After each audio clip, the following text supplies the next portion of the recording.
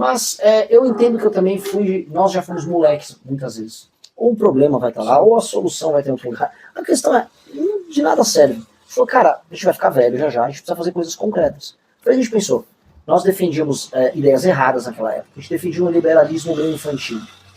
A gente já fez essa autocrítica faz tempo. A gente viu que a própria visão de Brasil nossa era meio vazia.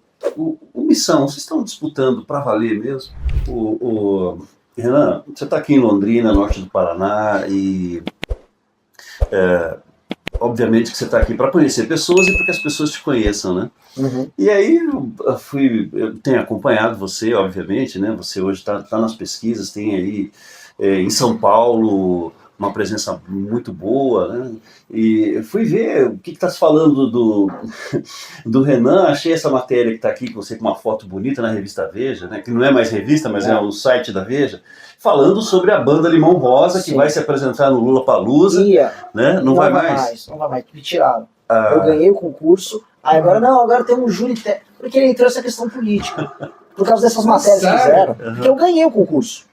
Ganhei, inscrevi, as pessoas votaram, ficamos em primeiro. Aí, não, porque agora vai ter um júri técnico, botaram uma outra banda lá. Mas aí, pra gente se conhecer melhor, quem é o Renan Santos? É um vocalista de rock que quer ser político? É um político que quer ser também músico? Conta um pouco da sua história pra gente, cara. Onde você nasceu? Pra gente entender aí qual é a origem do Renan. Renan é um cara essencialmente de uma classe média urbana. São Paulo, eu sou da Moca, um antigo bairro operário italiano lá de São Paulo. Meu pai é advogado, minha mãe psicóloga. Era daquela, a gente pode chamar de uma classe média, aquela cara que mora na casa geminada, tem os problemas e discussões de classe média normais. Meu pai ascende economicamente ao longo dos anos 90. Nunca ficamos ricos em escolas particulares ali na quarta série, quinta série.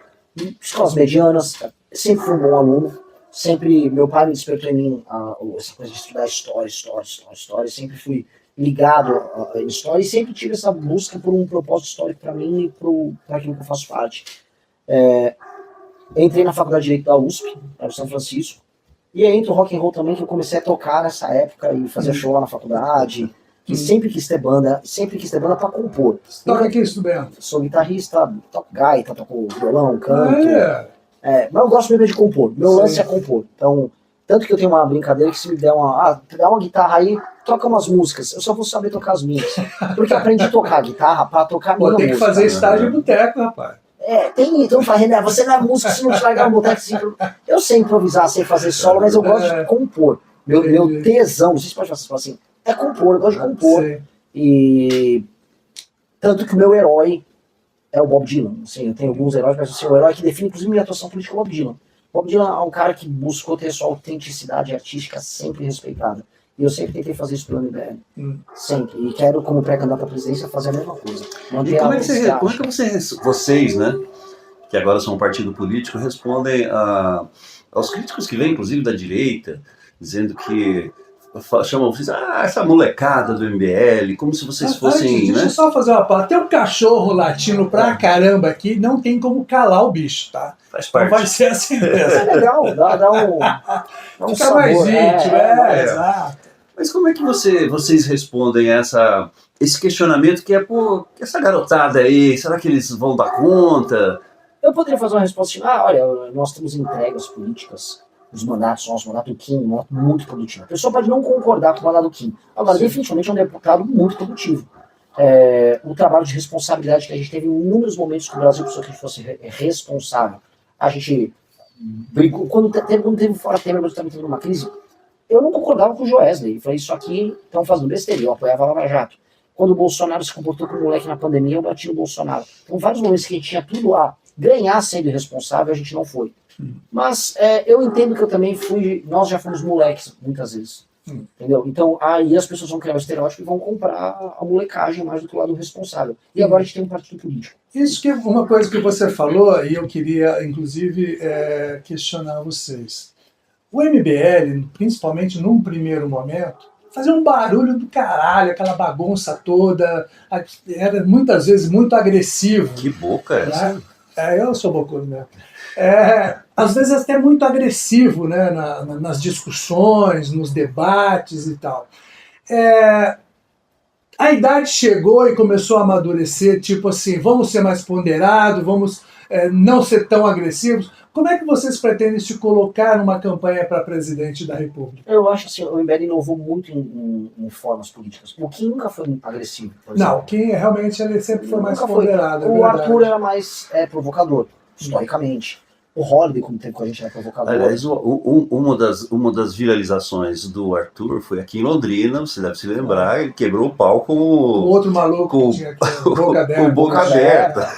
Assim, a gente tinha esse elemento e a gente achava que tudo fazia parte, porque fazia parte de uma inovação de linguagem. O MBL inovou muito em linguagem política, a ponto de, eternamente, os bolsões estarem imitando coisas que a gente inventou 8 anos atrás. Esse negócio de ir com um vídeo numa faculdade, a gente fez isso no Brasil, a gente começou isso no Brasil. Agora estão os caçando até hoje. Estamos libertando. O problema é que a gente percebeu que isso não funciona. Isso é estéril.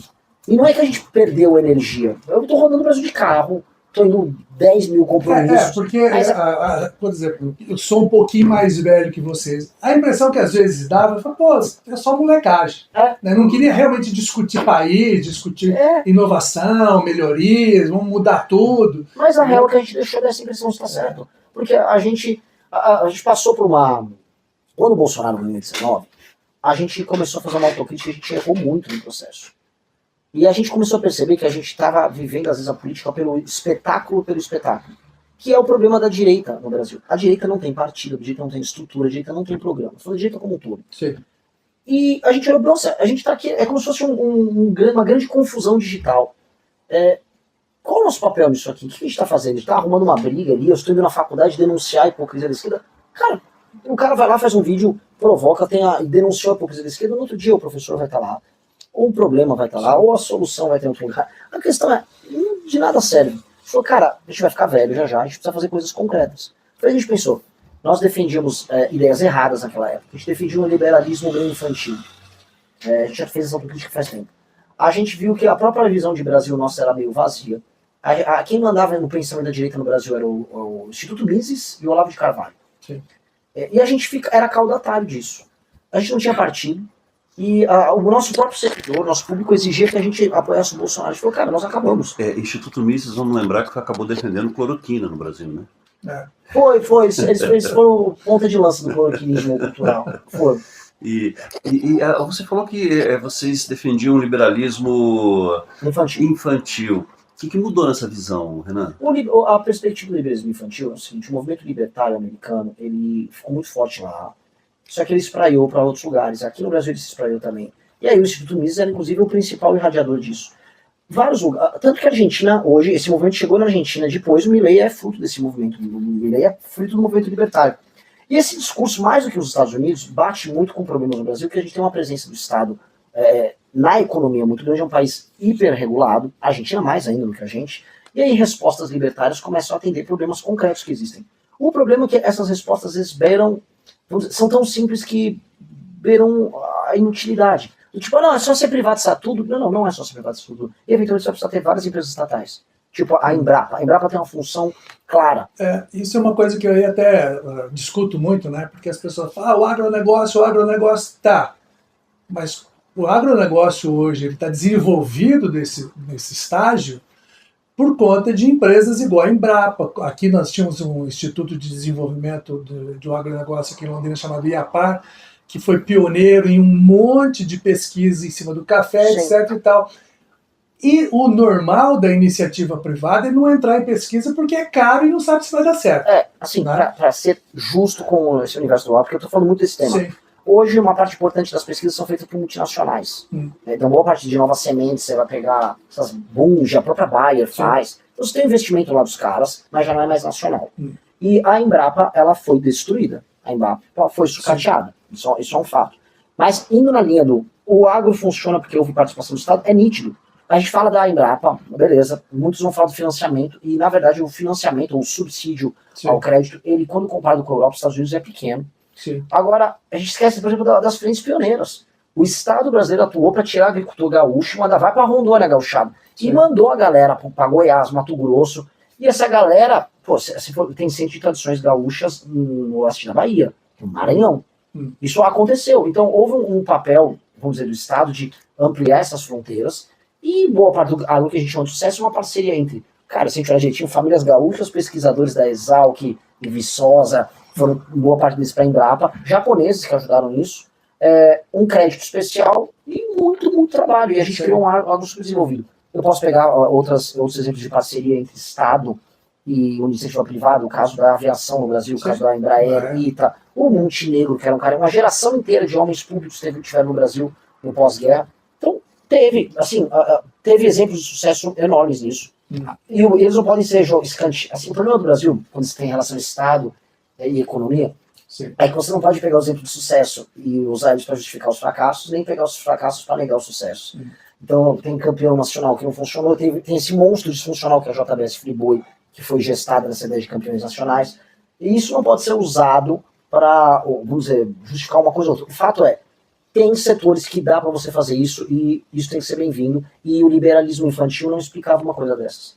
E esse é o problema que a gente teve que voltar atrás. A gente teve, nossa, dá para ter um papel super legal para o Estado, super pró-mercado, e, cara, a China fez, a Coreia fez, Vietnã tá fazendo, e a gente tem que fazer.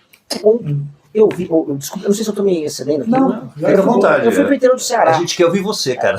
Eu fui pro interior do Ceará ver as experiências que o Tasso e o Ciro fizeram na industrialização lá do Ceará. Porque tem gente que fala, o Ciro exagera, tal. Tudo na política tem exagero. Lógico. Dito isso, teve industrialização ali. Eu vi.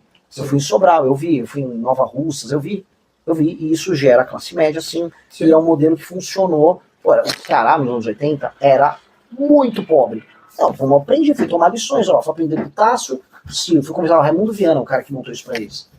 Fui aprender, tomar lição, pô, vou aprender, mas é o Ciro que era do PT, dane-se. Cara, é conhecimento. É isso, a gente tem que entender que as coisas se dão de maneiras diferentes, em locais diferentes, e a gente tem que adaptar. Então a gente não tem que ser dogmático. E o MBL era dogmático demais. Ô Renan, você falou do Ciro, que está lá focado nesse momento na campanha lá no Ceará, né? E eu vendo o ex-governador do Rio de Janeiro, Garotinho, falar, o Garotinho, inclusive, fez uma aposta numa live que ele fez aí com alguns outros jornalistas, dizendo, olha, Lula não vai ser candidato. Você também pensa nisso? Não? O que você acha que a esquerda vai... Porque, segundo o Garotinho, a esquerda vem com 3 nomes, mas sem o Lula. Eu acho que, não que ele tenha chance de ser candidato, mas o Boulos está na Secretaria-Geral, diz algo. O Haddad é o nome natural, a meu ver, ainda que o Lula tenha se apaixonado pelo Garipo. Todo mundo comenta assim, o Lula se apaixonou pelo Garipo. Achar um besta, né? O cara tá aplicando os juros lá na ponta. Ele apaixonou. Assim, paixão de homem não se explica muito. Não se explica, ainda mais na polícia. Ele apaixonou ali. Ele já foi apaixonado pela Dilma, que ela falou que uma vez ela levou um laptop numa reunião, achou incrível. Então, não vou discutir, as pessoas se apaixonam. E o Haddad, o lance, se o Lula, se pintar que é uma eleição muito difícil pro Lula, não faz sentido para a carreira dele ele terminar com uma derrota. Uma eleição desgastante e ele terminar com uma derrota. É mais fácil botar o Haddad mesmo, e eu acho que faz sentido até para você criar uma sucessão. Porque o Lula perder uma eleição é tipo humilhante para a carreira dele. Agora, o Haddad iniciar um recomeço do PT com uma nova liderança endossada com o Lula solto é diferente. Perde um investimento. Então, eu acho que faz sentido. Eu acho que o Sidônio, todo mundo que comenta em Brasília, está comemorando, tomando vinho contra a galera. Não, o jogo tá ganho. Eu não acho que o jogo tá ganho. Eu gosto daquela famosa frase do futebol: o jogo só termina quando acaba. Exato. Antes disso, esqueça. Mas o Missão, ele se posiciona como um partido de direita. Perfeito. Sim. Neste mesmo espectro, vamos dizer assim, nós temos União Brasil, o Progressista, o Novo. Não, tem, os caras falam que é todo de direita. O Novo é.